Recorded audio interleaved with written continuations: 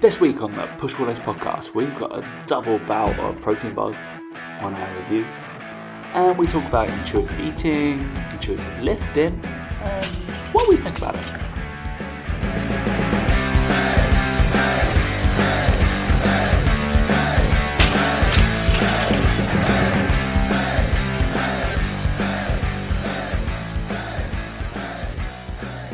Three, two, one. I don't think I've got the COVID down.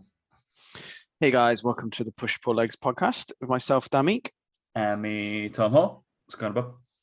I'm all good, mate. Thank you. I do not have a COVID. I've had two tests in the last, what's it been, 8-9 days, but I've got to do another one tomorrow as well. Brilliant. Nice. Yeah, you could do your return, haven't you?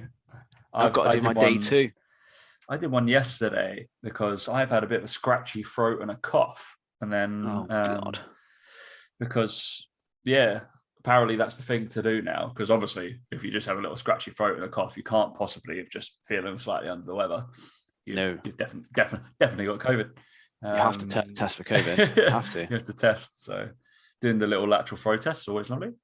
Don't know how accurate they are anyway. I'll tell you what, right? The woman in Dubai that did mine, fuck me, she touched my brain. I swear to God. Got my nose. The one in the UK was like, fine. It did a little mouth swab, then up the nose. And I was like, oh, that's fine. I don't know why people moan about that. Oh my God, the one in Dubai, she wasn't going to stop. She just kept going and going and going and going. I was like, oh my God, this really hurts. But wasn't quite as thorough, the one in Dubai. It was a bit more like shoved it up and then down again. I was like, whereas the UK one was 5 seconds at the back, each side, 10 seconds up the nose. Twizzling. Yeah. So that was quite amusing to see the differences. But in Dubai, everything, you can have pretty much anything you want delivered to your house. So like she came to the house. you can have any result you like. Oh yeah, no. She came to the house. She came to the house to do it. Like, in the UK, you'd never get that. You would never get that service. So she came to the house to do it. But not only that, you can get like fuel delivered to your house. They come around in a big truck and they fuel your car up for you. Like, you don't have to go to the petrol station. Like, weird. Like, yeah, you hail it on an app. You just on an app, you go, I want this. Costs the same as well as like the petrol stations. It's not like any more expensive or anything. Wow. Crazy, isn't it? That is weird, crazy. Whereas like we always like, you need to stop off there. Which service station will you stop off at? And you're like, Like, it's crazy. It's a crazy world. And they drive like fucking maniacs over there. Yeah, so you had your week-long blessing of being a Dubai fitness influencer, didn't you? That was your training week. Did. And I really didn't see any sort of influencers or anything like that. Oh no, I tell you who I did see in the gym was training next to me doing bicep curls like I was. Bakary Sagna.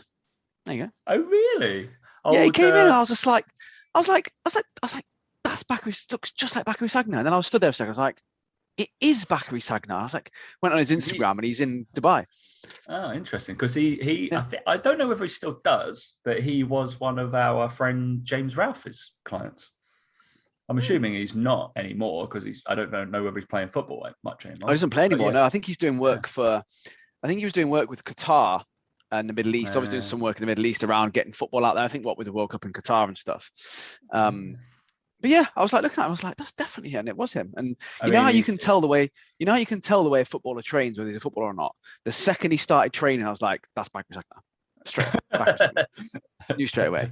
Do you know how I knew? Because he was standing with one dumbbell doing a bicep curl into a shoulder press. Standing still with one dumbbell. Everything Ralphie tells him to. Yeah. Gone out the window, yeah. So it was like, oh, that was him. So yeah, I didn't really see I saw a few of the fitness people who are quite big in fitness, like bodybuilders and stuff, who were there in the gym that we went to. But I didn't really see much of the flashy nature of Dubai. We just didn't really go to those areas and stuff. I went to the big like mall and stuff like that. But obviously, because I'm planning on living there, it was like one of those things where it was like, I want to go and see what it's like to like have a normal week.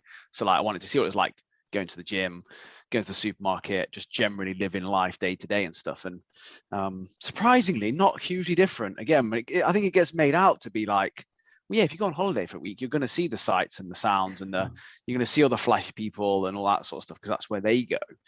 But when you actually go there, you realize that it's just really like living normal life, just a bit warmer. And there's still all the normal things you can do, and stuff like that, which was quite good. And yeah, it was weird. It was like 41 degrees, but to me, I would assume that would be like unbearable. But you don't really stay out in the sun very long because no one goes out in the sun at that temperature. So everywhere's air conditioned, everywhere's covered. You're never out in it for longer than like 2 minutes. The worst experience is definitely getting in the car after it's been left out in the sun for an hour. That's one of the worst experiences over there. Yeah. But other than that, it was all good. It was all good. And like the morning and evening weather was actually really, really nice to sit out in. And I forgot what it feels like to feel warm, but not have the sun pelting down. Like in the UK, the only time you're going to be warm is when the sun is just beaming at you. Whereas it was quite nice for the sun to not be out, but it's like morning or evening, but it feel warm. It feels nice. Feels nice. Quite like it. Decent, yeah. So I can't wait. So I've got an excuse to go there. I've never been, and then I get to go visit. That'd be fun. That's it, mate. That's it. Hopefully, not too long. Not too long anyway. It'll be exactly. Hopefully, we'll get it sorted. We'll see. Then we can tag team me and you versus Mike and Sook at the old. I mean, golf. that's a severe handicap for Sook. It would have to be you and Mike versus me and Sook for it to be anywhere near somewhat fair. But apparently over there, they're really hot on slow play. So Mike just wouldn't be able to play. Like, just wouldn't let him. Wouldn't get anywhere. But yeah, that's hilarious. Yeah, no, that. Well, I mean, we could talk about it as someone's asked a question about programming principles from moving away from pure bodybuilding into movement-based exercise. And you did a little bit of, I literally just wrote after it, Mike, lol, because you train him into functional, I'm using like inverted commas here, fitness. And then, well, the biggest thing you said for Sook and Mike, obviously, as Dan being a person that has dipped into bodybuilding but never left his movement-based exercise behind, is thoracic rotation. And shockingly, what are the two prerequisites I say for every single human being to mobilize is your T-spine and your hips. Shock. So Mike did some of the more functional cardio fitness stuff, and actually a lot of it is quite good because it's quite powerful. So these salt bikes and stuff, which killing me on, and the same with the skier, killing me on those. And then it was one of those where we didn't do huge amounts of like the cardio side of stuff, but even the supersets, he was like getting gas quite quickly and stuff like that, because again, just not the way he trains normally. But no, it was good. And then, like you said about the golf, it's funny watching someone with limited thoracic mobility try and swing a golf club. It's just quite amusing, to be honest. But it's funny how I don't know, it's bad to say this or what, but I always get labeled with, like Laura says it to me all the time. She's like, oh, any sport you try, you're good at, you just seem to be able to be okay at it. Like, not like good, but like I could pick up a tennis racket and probably hit a tennis ball over a net, right? I think we're quite similar in that gauge. Like, in terms of like at school, I literally played for every fucking team, because you're like, Tom will play them in the basketball team. I was like, I don't play basketball. Yeah, but you'll be able to do it, won't you? Rounders? Yeah. All right. Yeah, that's it. It's like with cricket, cricket, basketball, football, golf. They're all very different sports, but like, I'd like to think I could just pick them up any time and be like, okay, cool, I can do that and look like I know what I'm doing. Whereas some people are built for certain sports. So like Mike, for example, football, good, fine, he can do that. But then it comes to like the movement intricacies maybe of basketball, and it's a little bit hand-wise, not quite as comfortable. Same with golf, like not quite got the mobility. Whereas I always feel like, for me, like again, the way we trained, the way I've always trained is it kind of allows you to be able to be mobile and good at most movements and requirements. And from that point, I'm very rarely limited by my mobility in anything I try and do. Like it's my strength that lets me down massively. But it's one of those where it's like you can see that you've got the ability to do those things, which I think is really important, really, really important when it comes to, I suppose, anyone looking to get stronger and lift and train well. It should carry over to some degree. I think, but yeah, we'll talk about it in a bit, because we had an old little question, didn't we? Right. Dubai was fun, lovely. Was there any weird stuff that you had to do? Eat? Did Mike make you do any weird things? No, not really. No, didn't have to eat any crazy things. There's not really any crazy things over there to eat. I know. It's not like crazily exotic kind of jungle territory, they're going to get like, oh yeah, we all eat like Wichita grubs. Do we? All right. Yeah, okay, it's not cool. like that, mate. It's not like that. You just can't get bacon, obviously, which is a bit of a crying shame. Yeah, a bit of a crying shame. So they do like veal bacon over there. Veal bacon. That's their thing. Yeah. Interesting. So yeah, it was good. Can't move for a camel over there either, can you? Can't move for everybody's so riding camels. Everywhere. Just everywhere riding camels. But yeah, what else did I had a Cinnabon cheesecake. Oh, fucking Cinnabon. Nice. Fucking hell. We're missing a trick over the UK. We're not having Cinnabon, you know. Fuck me. We do have one. Do we? Where is it? There is one in Bond Street Station. No, it's closed down. It closed down ages ago. Closed down? Did it? Closed down ages ago because I remember it was there. So I went once to get one, got one, went back again about a month later and it closed down. Shit. Because I know there's a donut shop in Bond Street. Maybe it's the same where it was.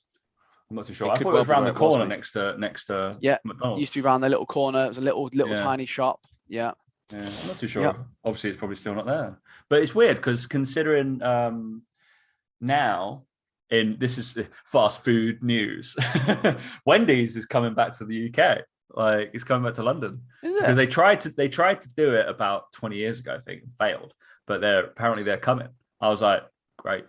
Apparently, like Wendy's milkshakes are the best. And I prefer Wendy's than Burger King, 100%. McDonald's is a completely different burger. It's but yeah, you got to be in a mood for it. But Wendy's is good. I like Wendy's. But also there's one street just off Baker Street as well that you can get, like there's a Taco Bell, there's a Baskin Robbins, there's a Dunkin' Donuts. Pretty sure Wendy's has got to go down there. It must be like just American stuff street. Like Dunkin'. Okay. Like Dunkin'. There are, I've just checked, there are Cinnabons in the UK. Okay. There are. There's one in completely random places that you would never ever think they would be, and they are apparently they're in Esso petrol stations. No, not even there. One of them, Hayes. That's outside London. Esso service station. There's one. Uxbridge, Cinnabon in Esso service station. How strange. And then there's one in Asda in Walsall. There's one. What riveting podcasting this is. Well, hey, I'm just letting people know if they want one. One in Leeds in a BP service station.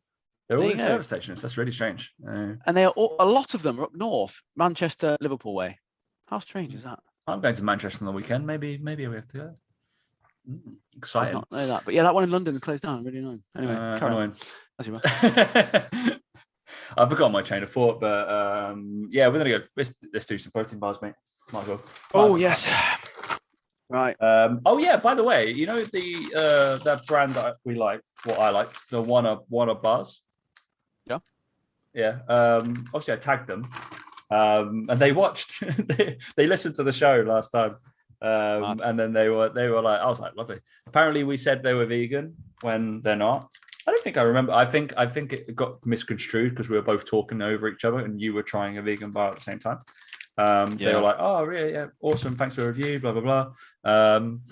And they were like, "Oh, let us know if any of your listeners want discount code or anything like that." So let me know. I guess. There you go. There you go.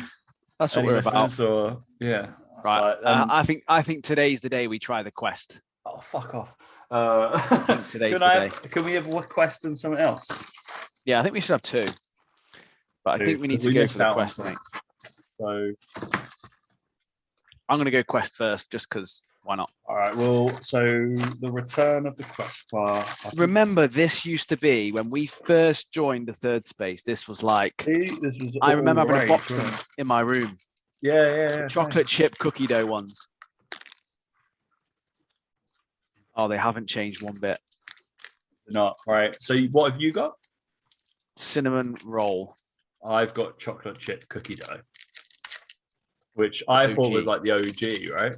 Yeah. I thought that was incredible. I used to look out for those big chunks. I thought, oh, it's so good. Look at it. It just looks like a brick in between whatever you put between two bricks. That is what it is. Okay, Quest bars. This is the OG of protein bars. Oh, and, good lord! Good fucking lord! They're awful. It is hard. Oh, tastes awful too. Oh, See, wow, protein bars have come a long fucking way. 8 years ago, that was good. But Oh, well, maybe I've been ruined because I had a cinnamon cheesecake, but that's not a cinnamon roll flavor. I was trying to say, why have they not made it better? They've tried, haven't they? They made like a Quest Hero bar. They've made like a different one, but It's weird. All right, my a good full Lord. 2 out of 10. I don't know. I mean, oh, All right, so no. How does that No, company still exist? I know. Oh, how do they still exist? They Well, must have still- other things that they sell. They must do, or they provide, or they got. Quest Nutrition. Okay, maybe. Right, what is your second delight you're gonna do? Oh, good Lord, that's awful. Oh, So I might go for I'm gonna go for a little bit more of a snack-based one. Okay. So Right. I've got the I've one. got- You know what? I really want to try the other Wanna bar that I have because I know I bet it's you really wanna. good. Hey, I bet you wanna. But there's also I've got a cookie and a carrot cake that would be quite cool. And the rest I've is got- like barish. I've got the outright s'mores peanut butter. Outright. I'm gonna go for the carrot cake. Let's do that. I'm gonna go for a PhD Smart Bar cake. What I remember, the outrights are the ones that are like nut butter based. They were quite slimy, right? I feel like it's 270 calories. 270 Yeah. calories for 15 grams of protein. Oh, that's yeah, not good. So yeah, by the way, the But Quest it's going to be was 100% better than the Quest bar. 200 calories for, I'm guessing, 21 grams of protein. So in theory, the protein is good in the Quest bar, but just don't do it. Yeah, I'm going PhD Smart Cake. 15 grams of protein. 15 grams of protein in 224 calories. So, okay. The outright Better. s'mores is very, very nice, but it's just peanut butter, basically in a box. Yeah, from what I remember, I feel like it feels like it's fatty, like on the edge of it. Like, yeah. This looks quite good. Smells Beautiful like carrot taste cake. though, beautiful texture, but just not a protein bar. Really. I can't really taste the s'mores in it either. It just tastes like peanut butter. Interesting. So the PhD Smart Bar carrot cake, no, it's PhD Smart Cake. It tastes like not quite done cake. If you got a bit, what if you got a cake out 5 minutes too early? It tastes slightly raw. Okay. Not a good bake off. Not a good bake. That starts tonight. Yeah, it. Oh shit! But because I haven't had dinner. Yeah, because you're hungry. But yeah, it tastes a bit more like. There's a crossover of carrot cake with gingerbread, or not? Yeah, a lot of them do that when they not quite sure what the differences are they? But they just throw a bit of ginger in there and hope for the best.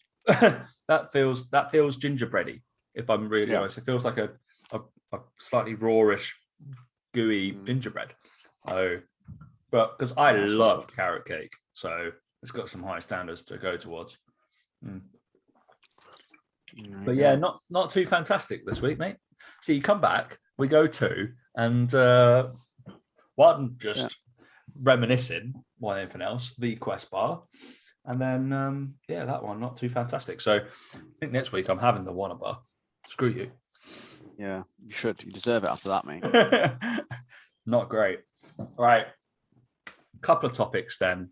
I'd like us to just discuss. So we'll do this now. So we'll briefly go over, give ourselves like 3 minutes to tackle that topic, because nice short one today. Not short one, because we've been away for 2 weeks, or had a week off where I'll do a short one. But got a little question is, go over the programming principles for moving away from pure bodybuilding training to movement-based training. I guess that's a thing. I don't know what I say now. I say more athletic-based training is what I tend to say instead of bodybuilding training. I don't know.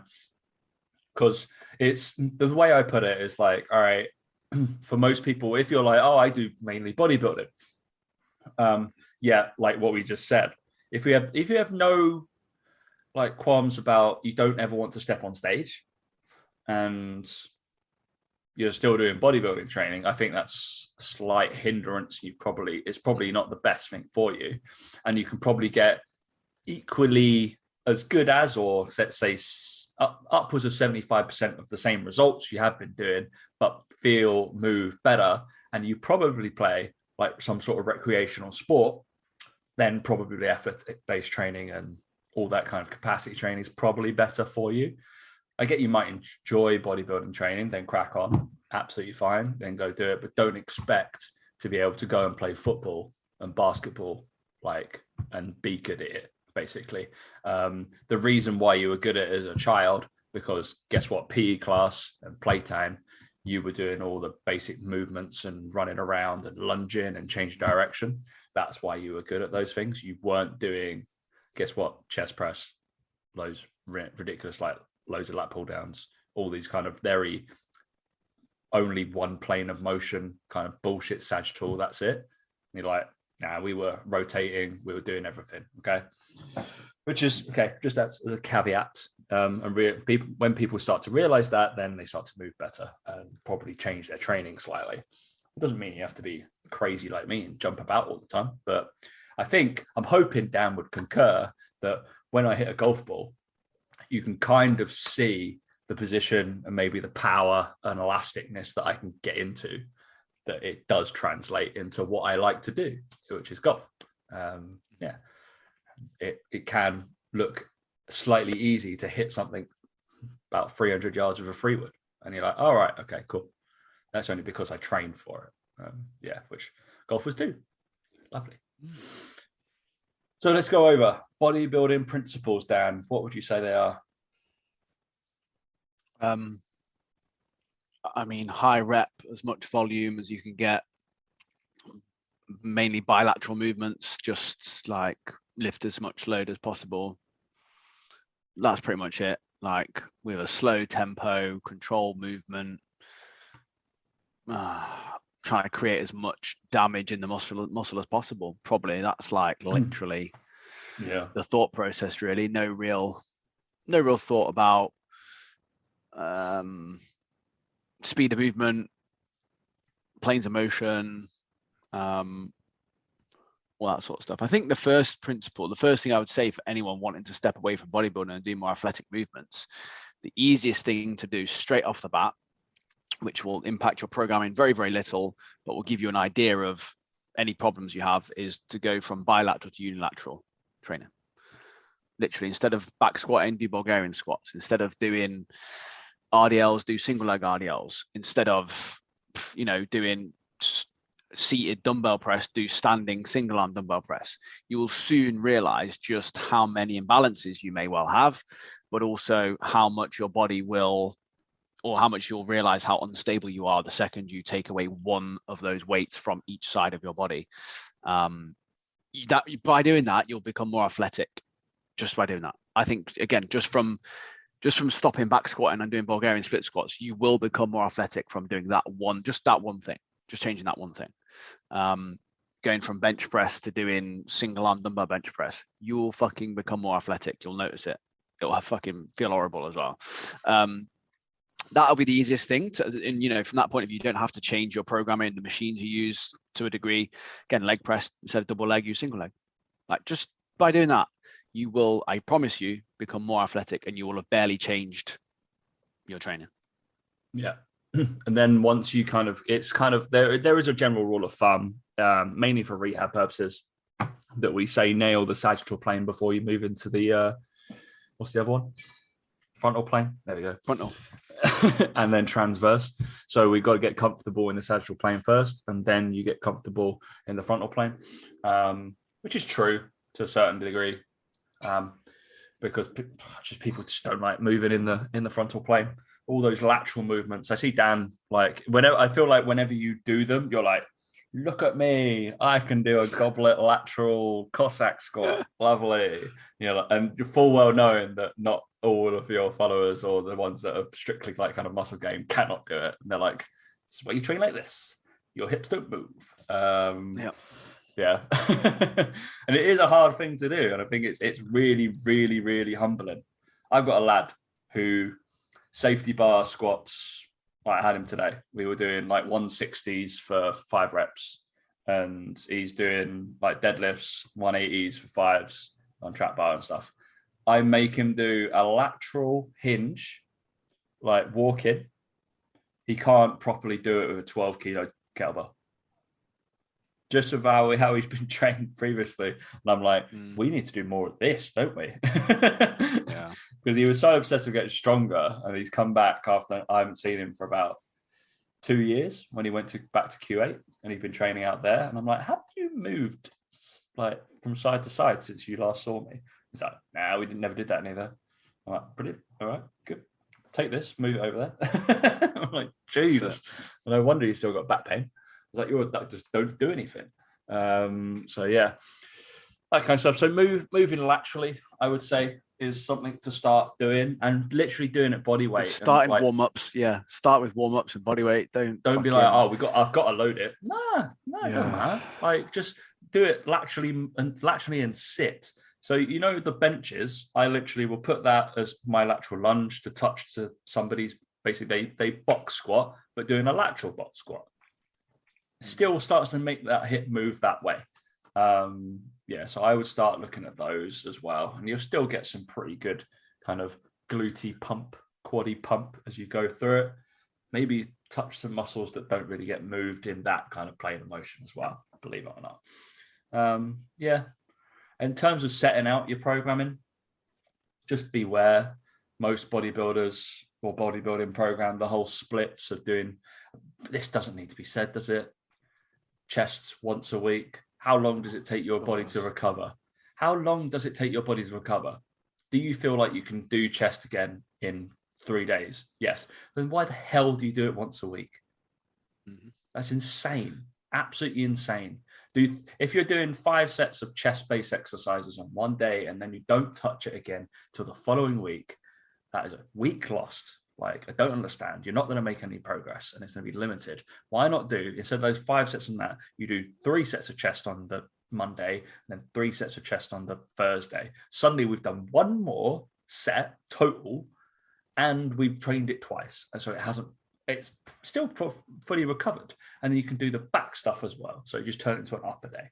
I hate segmental kind of body parts. It's insane. If somebody does that, they failed you. If you're a general population client, that's not a coach to you. And if you're still doing that, just put it into an upper day. Just do push and pulls. It's fine. Don't understand. Like, be equal and stuff. That annoys me. But yeah, just move away from that. I say you don't need a particular arm day, really. I'm going to say probably 40% of whatever you're doing in terms of during a row and during a push, the chances are your bicep and your tricep will get used. Just saying, it has to, because elbow flexion extension happens. So they have to be used. I don't think people realize that. No, that's all chest. Right. Did your elbow bend? Okay. Probably, something happened there. It's not just that shoulder. You didn't go straight arm back through. Like, I get it when that's why people got those cuffs to do, so their arm does not be used. Okay, with the cable machine. If it's dumbbell, then do it. Lovely. I think that's probably the basic principles. Do it every 3 days. I think that's the principle of training. It's every 3 days for muscle gain, isn't it? About 72 hours, you should be recovered. Yeah, pretty much. I mean, what I do, just do like full body all the fucking time. Same. Literally. I still don't understand. And there's a lot of new coaches out there who might listen to us as well. The whole stuff, I will never understand the scarcity of not training legs. I literally don't understand it. I look forward to it. Actually, look, if most of my sessions, the main course is some sort of leg-based movement, split squats, some sort of squat, or some sort of trap bar, deadlifty type movement. And that is my A1, the thing I'm doing at least 3 times a week. It's insane. I don't understand. I'm like, oh, do I have to bench? Oh, are you joking? I don't know if it's just like the amount of effort. I feel like glute and quad pump is cool. I should really put some more effort into my body. Yeah. All right. And then the last thing I just wanted to we can cut that there. I think people know what we're talking about. Do work capacity training. That's what Dan's been doing. Oh, I did one of your minging ones, didn't I? Like I tagged you. Like the 40-minute bullshit and doing. I was just like, because I've seen you tag, just like post it a few times, and I was like, I'll do this, see what. But I couldn't withstand with just doing the watt bike or just a bike every single time, so I had to mix it up with the ski erg. By the way, ski erg is just cardio triceps. Don't understand what's going on there. It's really weird. I'm like doing it for 4 minutes at a time, and I was just like, and hats off to John Clark. No chance I'm doing that for a day. Every time I got on, I'm like, fucking hell, that guy's yeah, insane. All right. Before Dan went away to Dubai, people may have caught him on a little live with one of the celebrities that went on first dates, right? She did, I believe, yeah. I think that's what she's known for. So this lady was on First Dates Hotel, I think, or something like that, with a chap that was very nice. CrossFit, wasn't he? I think it was CrossFit, wasn't he? See, ex-army guy, I think. Yeah. I can't remember now. She's also known as Dr. Amelia Thompson, but better known for her Channel 4 work. Definitely. We've had her on the show before. I think friend of the show. I think we could say that. We both get on with her, don't we? Yeah, 100%. I went on. She asked me to speak to her about intuitive eating. Yeah, that's what we're going to talk about, intuitive eating. And I'd like to just go and on the back end of what Dan is about to say, we can talk about intuitive training. Does it exist? Yeah, so basically, we had a good chat, and obviously I got her to admit that intuitive eating is a stupid name for it. But no. So we had a good chat about it, and basically, the problem they've got is it's called intuitive eating now, and that's the name stuck in research, and it's stuck with all this sort of stuff. But obviously the word intuitive is the worst word to use because it means without any sort of thought process, conscious thought, etc., etc. And it's actually more like mindful eating. It's more like guidance around thinking about food choices and all these sorts of things. And the essence of the conversation was around, we all have our own different niches. We all have our own different ways of doing things. And essentially we're both trying to get our clients to the same point, which is where they have food freedom. They don't feel obsessed with food or preoccupied with food or nutrition. They're happy with their physiques. They can kind of eat roughly what they want and not really gain weight or anything like that. It's just that we start with our clients at 2 different ends of the spectrum. Her clients, when they start, come to them and they overanalyze their nutrition. They overthink their nutrition, and it paralyzes them in terms of their life and things like that. Whereas my clients, the other way, my clients underanalyze all their nutrition to the point in which it paralyzes them because they feel shit about themselves in terms of their physique and stuff. So it's like trying to meet those people where they're at, give them what they want, package is what they need, basically. It's that whole thing of you don't tell them, oh, so we're going to take you through this really long process. We're going to get to this point where you're going to be free of all they don't want to hear that right there and then. They want to get over their pain that they're in right this second. So you do that and you get them over their pain. You get them to that point in the middle where they feel great and they feel comfortable. And then there was a few discussions about how we market that and how, is it okay to shit on another method and make jokes about it? Because obviously I make jokes about intuitive eating, and it's, people are intuitively eating. For example, they're eating cheesecake whenever they want. That is intuitive. Obviously, it's not, and I know it's not. But it's still not. Doesn't make the joke any less funny, does it? Do you know what I mean? If I know it, it's fucking pointless. It's just, kind of like humor, I suppose, using humor to connect with an audience, again, to get them where you want them to get them. And whereas with Amelia's clientele, like she has her own like way of doing it, she has her own sense of humor and her own way of doing things, but humor's not really going to work as effectively for getting that person on board. Like that's just not where they're at. You know, they're in their heads, they need a bit more of a serious tone and a serious way of doing things. And I'm sure that as she goes through things, she probably does introduce a bit more humor into things and a bit more lightheartedness. It's just about meeting your client where they're at and coming together, and like I said, for the longer term goal of getting them where they want to be. And it was just a good discussion around all that sort of stuff, I suppose, where there's just more than one way to do it, and there's a lot of people that need our help. And you know, how you manage to convince that person to work with you is kind of like depends on the niche, it depends on that. And you know, sort of where I use maybe a bit more humor and a bit more like lightheartedness, it's kind of like not that way on the other side of the spectrum. And again, that's all to do with continuums of where people are at. Basically was our discussion, which went quite well apparently. So there you go. Yeah, it was nice. I listened for 15-20 minutes, and then all the comment well, I had to get a train. I was actually like sitting, I'd walked from I had a little workout at the gym. I just recorded about 3-4 podcasts with Luke, so I was like bored of like listening to fitness chat basically as well, and I was like, oh, I feel like I should listen to Dan because I don't listen to enough, or like take an interest in your work. That's what I should really do. And then my joke, you kind of just brushed over my joke because all the comments were very serious. I was like, this is a bit serious, I better make a joke. And immediately laughed, but Dan was like, prick, and then just moved on. Yeah, because you had to go at me about my duck size, the horse-sized shark or whatever it was. No, I in the comments I wrote, "So happy you did your hair for this, babe," and then put a little kiss. Oh, okay. Yeah. Hilarious. Bloody hilarious. Right, smile from Amelia. Dan, like in ultimate, like I am on it. This speaking everything mode. You were so focused. Mate. I was trying to make you giggle. I was like, fuck it. Because there was too much serious comments going on. I was like, Jesus. Yeah, there was some serious comments going on. I was like, these guys are taking themselves far too seriously. There was one woman and she would not stop. She was like, she had proper, like, she was not happy about anything I said. Oh, really? I mean, it's always going to happen, isn't it? You're always going to get join the club, join the queue, lady. Yeah. Yeah. There was. I didn't understand like some of the. There was one lad that went on there, and then he was like, "Intuitive eating's been around since the mid 2000s," and like because you were saying like both say it's quite recent. I was like, all right. I don't really understand what you mean by that. Cool. I think intuitive eating has actually been around forever because people have just been eating.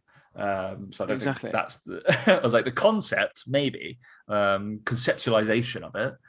I get you, but not just like, all right, yeah, tracking calories.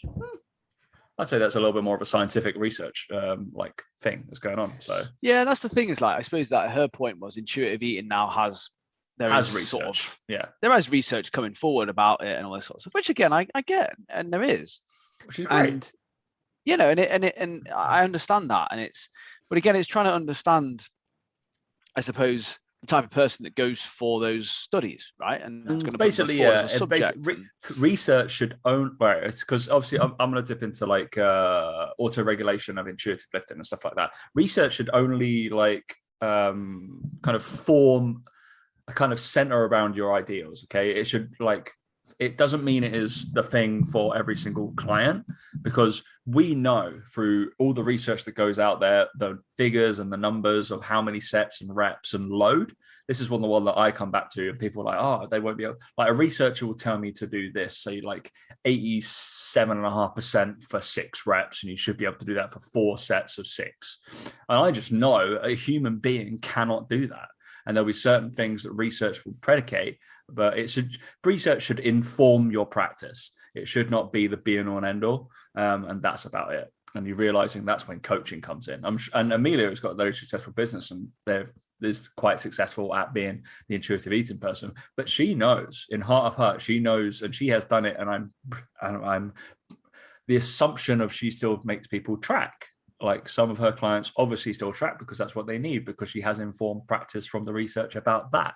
We take bits, just like I will make somebody do arms, like bodybuilding protocols, to get them where I think it is the best thing for them. Doesn't mean I think I'm going to be captain bodybuilder, man, because I know I'm not. But I'm not so blinkered in the fact that I will never use it, that kind of thing. So it's about meeting people where they're at and deciding the best practice for them, that the person's in front of you. And guess what? I'm assuming the people who would come to Dan, they're not going to, but if they did come to Dan and was like, oh, I only want to try and lose weight through intuitive eating, Dan's not going to work with them. You're going to be like, well, I'm probably not best suited for you. I understand the principle, but I can't help. I could help you, but I don't think I should help you because that's not my thing. Just like somebody was like, oh, I want to prep for a show. I'd be like, cool, I could write your training, but I think there are better people out there for the money I'm going to charge you. So, and I don't agree with all of it. So I'm not going to give your best kind of person. So it's interesting with that. But intuitive lifting, it's a thing. I think the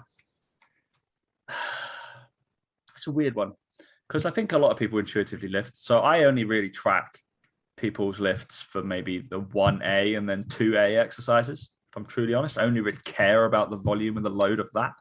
The other thing I think people term is junk volume. Don't like the term because it's all good. It's all good stuff. But it's more repetition in movement planes and repetition in just a movement practice and pattern that I want to happen.